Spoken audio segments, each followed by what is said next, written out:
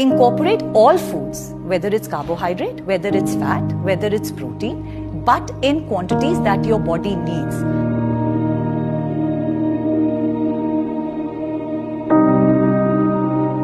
Hi Tina. Hi. So I've got a very pertinent and a very personal question for you today. You know, it's very weird when sometimes you have friends who will do nothing but maybe a half an hour or a 1 hour walk in a day, and by the end of the month they've lost weight. And on the other hand, you're there, you're walking with them also, you're walking in the evening also, you're doing your yoga also, and you're controlling your food also. Or if something happens, then one day of a good food day or a Sunday brunch, and you know, it can topple everything else. Why? There is something that we all know, it's metabolism, right? What is metabolism? Metabolism is your body's ability to burn calories. So it's losing weight. Cardio is where you're actually burning calories, or you're doing something like power yoga, you know, where your heart rate is going up and you're burning calories, will help you in get that calorie deficit. So it's all a number game. It's all about math. So your body has to lose 7,000 calories for it to lose 1 kg of fat, okay? Now, weight and fat are different. Okay, when we weigh a person, when you weigh yourself, you're weighing everything that's inside you, including your bones, your blood, your organs, everything.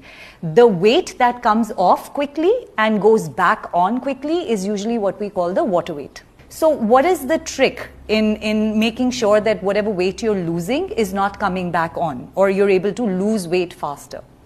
Is to work on your metabolism, okay? Now, the route I take in this is, I encourage people to eat food that they would normally eat, okay? So as close to your lifestyle. If you're a person who wants to wake up and have a paratha with dahi, fine, know how much to have. So eat foods that you would normally eat, learn your portion sizes. What are portion sizes? They're different for you, they're different for you, they're different for me. They're based on your weight. They're based on the amount of calories we calculate based on a person's body weight, okay? Let's say me and her are both the same weight, and you think that our calorie counts are the same. But you know, if you give us both the same diet, now again here maybe metabolism is coming into play, but you'll see that she's losing weight way faster. But you know, two people cannot have the same metabolism. Okay. Can you increase, because I know I went to the gym, and first in the gym, he said you need to build muscle.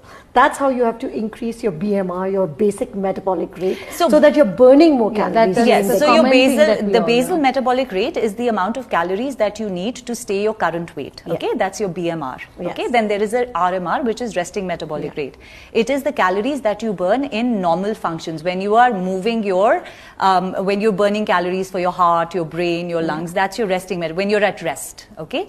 Is there a way to increase your BMR, your basal metabolic rate?